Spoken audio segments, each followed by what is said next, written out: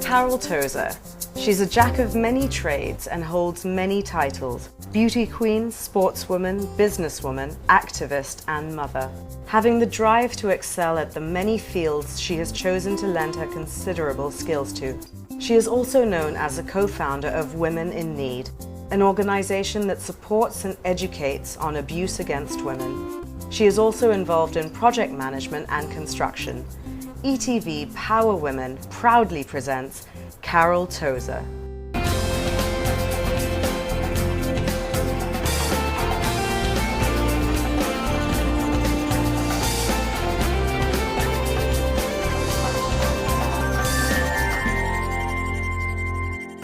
Hi and welcome to ETV Power Women. We're at the start of a new season, and today we've got with us a special guest. She's not only represented Sri Lanka in netball and basketball, she's a former Mrs. Sri Lanka, and she's probably best known for the incredible work that she's doing helping abused women with her NGO Women in Need. Caryll Tozer, I'd like to welcome you to ETV Power Women. Thank you for having me, Minoli. Well, thank you for coming, because I know that you're incredibly busy with everything that you do. The social work that I get involved in. My husband thinks I'm doing nothing most of the time, but yes. But, well, I mean, you know, there are so many different facets of who you are, you know, sportswoman, activist, mother, career woman, you know, beauty queen. I mean, you've done so much. What would you say probably describes you best? Is there any one thing that you think, okay, this is really who I am? Probably just very, very energetic. Yeah. And I've always had this drive to be somebody. Yeah. You know, since I was a kid. Yeah. And I blame it on being the seventh child. I say that was a forgotten child. My family would disagree, but I'm actually one of 9 children. I know, actually, that's amazing. So, yeah, and I was 7th down the line, and I think, you know, somehow by the time it comes to number 7, you're pretty much left to your own devices. So I wanted to be a star in everything. Yeah. If that's the way to just explain kind of it. make your mark. Exactly. And I think you've pretty much achieved that, actually. Yeah, I have done, but you know, it's kind of in the past. Right. And I've got so much drive now. I'm looking for what I should be doing now, especially since my sons have grown up, and you know, I have all this seemingly all this time on my hand. So I'm always looking for what next. I mean, I just want to sort of take you back to the beginning and just, you know, ask you, obviously you were a very determined, ambitious child when you were growing up. You had drive. And I mean, was there any one particular thing at that age that you thought that you would like to be doing today, or that you haven't maybe already done? Yes, I thought I was going to be the next Prime Minister of Sri Lanka. Okay, wow, well. Women were out there.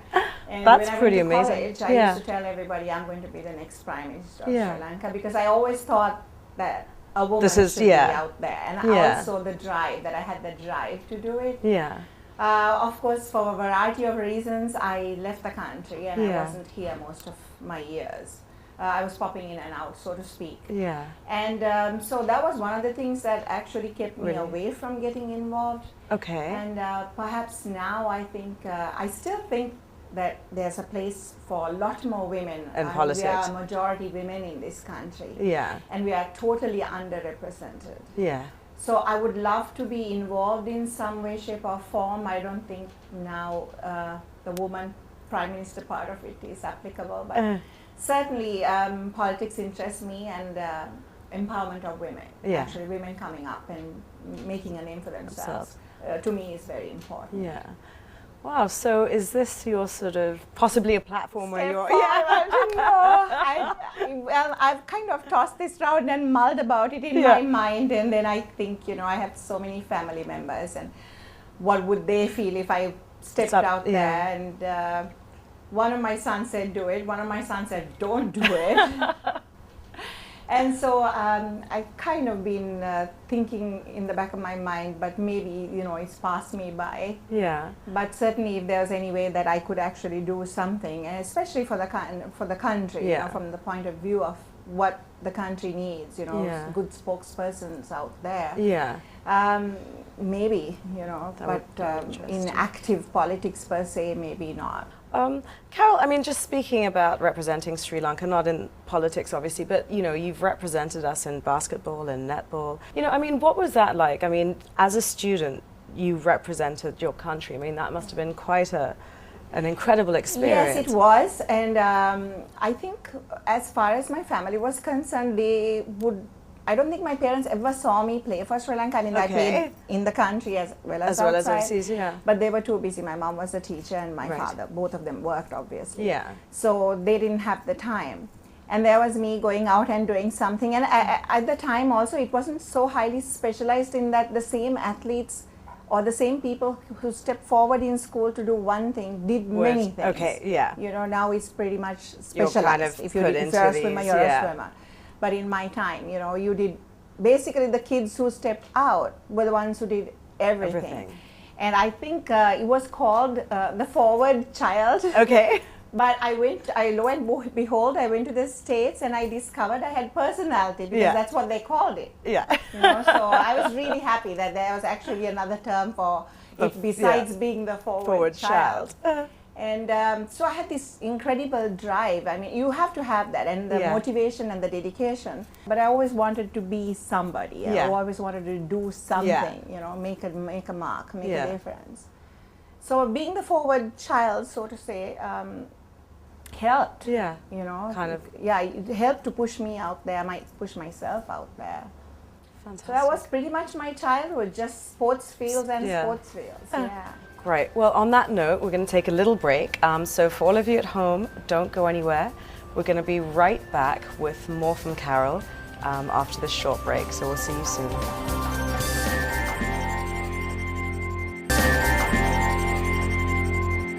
Hi, and welcome back to ETV Power Women. We've got Caryll Tozer here with us today. I want to ask you about this because I think you're probably the only woman I know who's ever worked at the CMC, and I understand that this was your first job. I mean, how on earth in the world did that happen? It was my first job, and I think it paid me 240 rupees a month. Okay. I'm sorry, but this gives away my age as well, I think. But yeah, I was hired off the basketball court. Yeah. Colombo Municipality had a section that hired athletes to train those, you know, the disenfranchised children. Okay. So children who came from poor homes had a place to go in the afternoons. There were all these grounds all over Colombo. Wow. Campbell Park, Nomads grounds, you know, like that. Fantastic. They had grounds all over. Yeah. And then these athletes were hired by a municipality to go out every evening from 3 o'clock onwards. We won the grounds, and all the kids could come and they were trained in sports. Fantastic. And for those who didn't play sports, they had a little community center which had carom and cards, and they could study and they could read books. That sounds really incredible. I think that was an incredible opportunity for kids. And sadly, I see today that most of these grounds are being built on. So I was hired off the basketball court. The commissioner was the chief guest, and he came and said, would you like to join the CMC? Wow. So that was my first job, That's amazing, actually. And so subsequently, you know, I moved on to different jobs where also, I must say, I got headhunted. Yes. And never really sat for any interview. I had to take my records, etc. and go, but certainly I don't think I ever sat for an interview. So it was a revelation when I went overseas and I had to look for a job. Do these. And I'd come home after an interview and say, oh, I could have done that job, and who is she? She couldn't even interview me, you know. So yeah, that was the start of my working career. Life, And I understand that you were also on the board of Grinley's Bank. Yes, I was the first woman actually. That was my last job. Yeah. I was brought into the board, senior board, and there were 7 places, I think. There was the general manager, the assistant general manager, and 5 other positions like operations manager, various things. And I came from totally out of banking experience. Subsequently, I left to move back overseas, and a lot of the women came over to me and said, Caryll, thank you, because you opened the door for women to come up, because they didn't even have senior managers on a normal level, you know, on a floor level, leave alone one on a board. So that was pretty amazing. That was exciting. We changed the whole image of the bank. And sort of made it more hip. Caryll, I want to ask you actually about Women in Need, because you do the NGO does amazing work, and I understand actually it was Mrs. Sri Lanka that really kind of gave you a platform to launch this, or things started happening after that.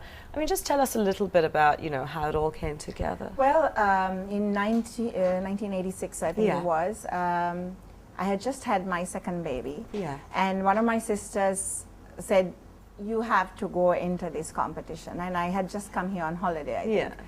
And then I said, no, you know, I was always the jock. Right. And I had all these, I have 6 sisters. Yes. So I have these beautiful sisters, Yeah. and nobody wanted to take any notice of me because I was ganglionic, tall, skinny, always my uniform was askew, you know. So not very attractive, I would think. I find that hard to believe. And then my sister said to me, you know, would you enter? And I Yeah. said, you know, I never thought of myself as a beauty. And she said, no, I'll help you, please, please, please. So that's how I got involved in it. So my sisters threatened me with grievous bodily harm Yeah. if I spoke about abused women. Okay. And of course, when they asked this question of the 5 finalists, the only thing I said was, you know, I want to start a center to help abused women. Yeah. And so from there, we had lots of TV interviews and radio interviews and newspapers. And at every point, all I did was say, I want to start a center to help abused women. Yeah. And then there was this Canadian VSO, Jane Merivale, who was in Right. Sri Lanka at the time. She tracked me down, got my phone number, and she called and said, hey, if you're serious, Let's do it. I'll help you, let's do it. Wow. And that was the beginning of, seriously, the beginning of Women in Need. I mean, we invited people we knew to come to the first meeting. It was Yeah. held in the back of a room, you know, in somebody's house, and that's how it started. It was in 1987. Yeah. And today, Women in Need have 500 centers around the country. That's we have changed amazing. laws, you know, pertaining Amazing. to what happens Yeah. to women when they're abused and what the police can do. So yeah, that's how Women in Need started. And Yeah. I've been seriously interested in social work. Yeah. Right now, I'm trying to get a center opened. Actually, it's a halfway house for Okay. abused children. Okay. Fantastic. Because sometimes the court system takes the child away from the family yeah. because quite often the abuser is a family member or a friend of the family Yeah. or an uncle or even a female. Yeah. So the court takes them away and then they place them in homes. Yeah. But sometimes still they are placed in a home, they are kept in either what is called police custody or Okay. child welfare. So I mean, And it's equally not the- traumatic. yeah, you know, you've it's just gone not- through something traumatic to be put into Exactly, another. exactly. You know. So what we are trying to do, I already have a company who's willing to sponsor. Okay. Is have a halfway house where maybe we can petition the court to give us the child for temporarily Yeah. for the 4 days Till or they- 2 days yeah. till they place them. Yeah. And maybe I can get some of these ladies in Colombo who have a lot of time on their hands To to come and help. foster. Yeah. At least buy the clothes for the child Yeah. and the school books and whatever. At least that's my thought. Right, well, we're going to take another little break here, but for all of you at home, don't go anywhere. We've got more from Caryll, this incredibly powerful woman. So stay tuned and we'll be back in a bit.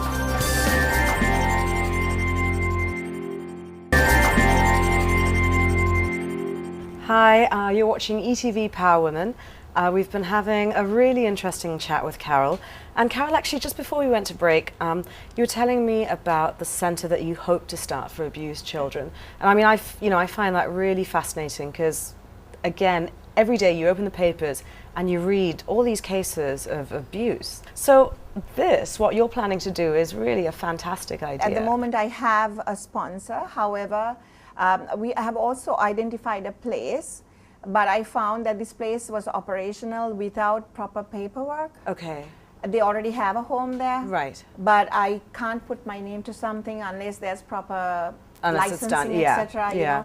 So this has been the hold up now at the moment, because once that is done, I want to take all of that, put it in a case, and maybe submit it to court. Right. You know, they have to feel like This you is, can yeah. this is valid and Yeah. a bona fide place that they can actually work with.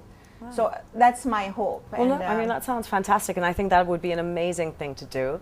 And having, you know, just judging you on your past, I'm sure you'll get it up and going.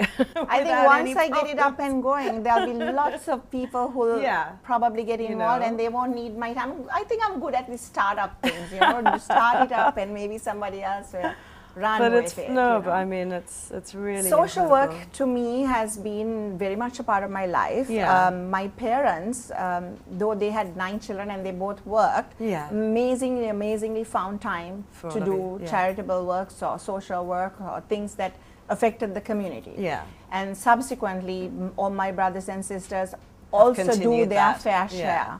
Maybe they don't push themselves out into the limelight like myself, but they all do something. Yeah. A lot actually. And then the other thing is that I also get involved with other groups that have been doing work in the north Yeah. to help the displaced, rehabilitation recently processes, yeah. resettled people.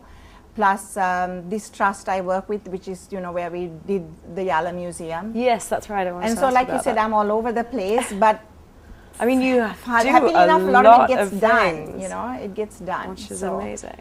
And how do your children sort of feel about the fact that you're involved in so many different projects, and so many Right. different things? They probably feel there she goes again, like my sisters and brothers do.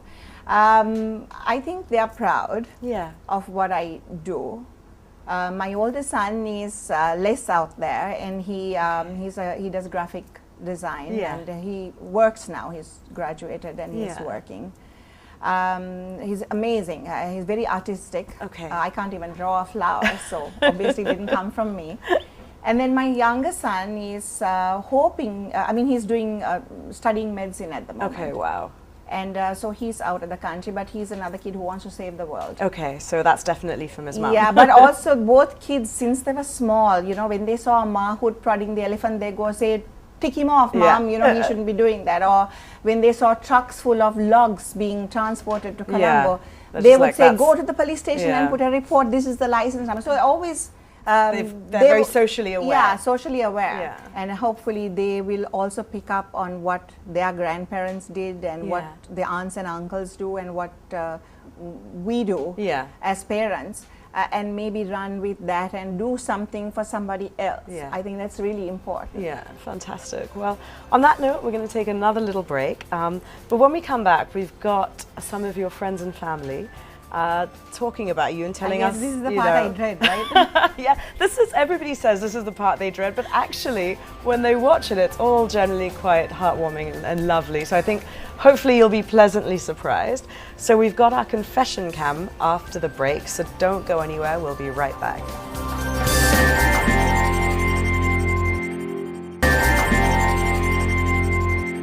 We're back with ETV Power Women's confession camera. So Caryll, I hope you're ready for this. Oh gosh, this is where I say yikes. No, it's it's your friends and family, and I'm sure they've got some amazing things to say about you.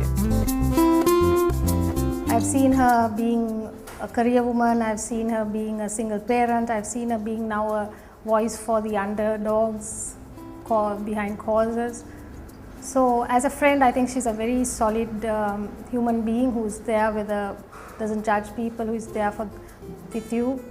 And she has been a rock behind all of us, I guess. Caryll is a person with, it's right or wrong, she plays a clean game. And I remember one incident that we were playing in Good Shepherd and one of the players had been prodding her because she's a tall player. And eventually we saw her turning around and giving her a thundering slap. And actually she was put out of the game, but we had such a laugh about it because that was the first time it had happened and she was ashamed that this girl had pushed her to it. There are a couple of things I admire about Caryll. First thing, I think the simplicity. She can communicate with a person right up at a board level to a peon or a beggar at the same way. She brings her down vertically to any social standing where the cause may be, need may be. She's a good role model for single mothers to see how you somehow, even though there's hardship and you have to provide, you have all responsibility, she actually somehow manages to put priority through a network of friends or family.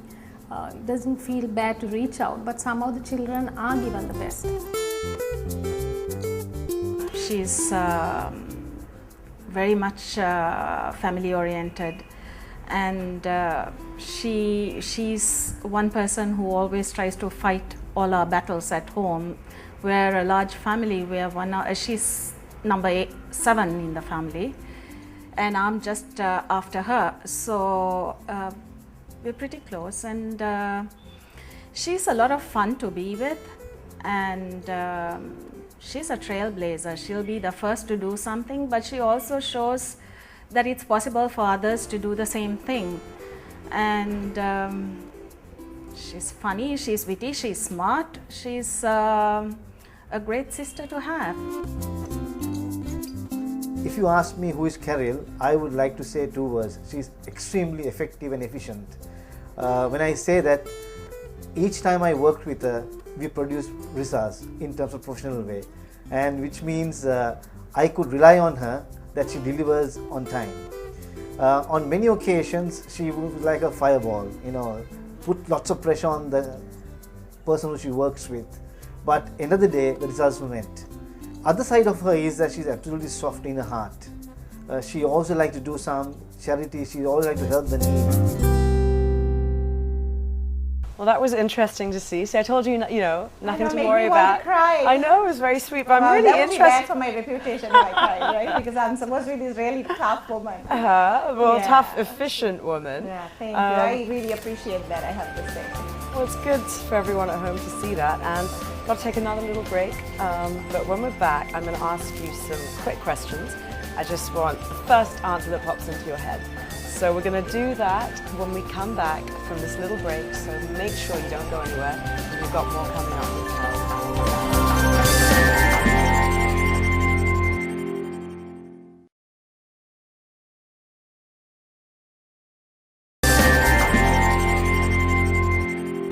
Hi and welcome back to ETV Power Women.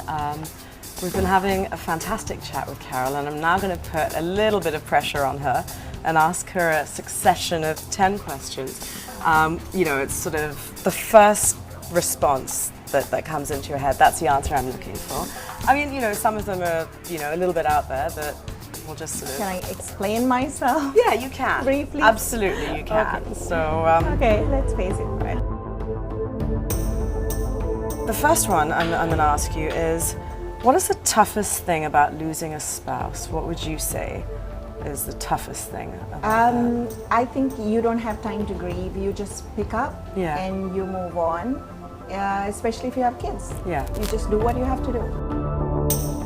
What's the first thought that comes to you when you look in the mirror? I can laugh at myself. I think I have to qualify that. Yeah. I always say my best quality is the ability to laugh at myself. That way no one can laugh at me, right? Exactly. What did you go out and buy after you received your first paycheck from the CMC?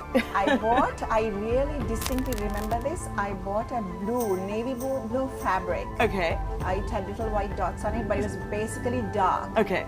And the sad thing is my mother confiscated it. Oh no! Because she didn't like us wearing dark color. Okay, if I gave you an elephant, where would you hide it? Where would I hide it? Where would you hide it? I would take it back to the jungles probably, because I love the jungle. Yeah. What actress would play you in a Hollywood movie? If there was a movie about your life. It's a bit of a mix, I think. There's a crazy me. Yeah. Maybe somebody and frivolous me, like Sarah Jessica Parker. Okay, maybe. yeah. And then there's a more serious side of me. Yeah. So that's a bit of a tough one because I've been all over the place. Okay. I think I'm going to abscond. How would you react if one of your children told you that they were gay? Hey, I think they grew up, my children. I was in the fashion arena quite a lot. And I was in various places, right? And I look at myself as a very progressive woman. Yeah. And I think if one of them said they were gay, they are still my child. Yeah. Have you ever done drugs? No. Okay. Do I have to be honest? We'll move on from that one. What's your worst nightmare? Cockroaches. Oh really? You have a phobia? It's absolute phobia. I can kill a snake, I can go after anything. But cockroaches? But cockroaches scare the living daylight. If you could meet anyone in the world, dead or alive, who would it be and what would you say to them? Absolutely 100% Nelson Mandela. Okay. Finally, if you were stranded on a desert island, what 3 items would you take with you? Toothbrush. Okay. Maybe my tennis racket. I don't know who I would play with. Okay, that's And maybe my eye touch. Okay, all right, fair enough. I can read my books Yeah. and listen to some music. Well, that was it. That was the dreaded 10. Oh, So, okay. you It know. wasn't so bad It wasn't after so all. bad, actually. Yeah. And you did really well. And unfortunately, we've come to the end of the show, but it's been a real treat. Thank you so having much you for here. having me, Minoli. And I've got to say, I think you're doing some amazing work. You've done some amazing work with Women in Need. I'm sure you're going to continue doing more amazing work. So I really look forward to seeing what takes your fancy next. Thank you very much. Thank you, Thanks Caryll. a lot for having me. And for all of you at home, forgive us for the weather. We couldn't do anything about it. So you've been hearing noises in the background. We're in the middle of a ridiculous thunderstorm.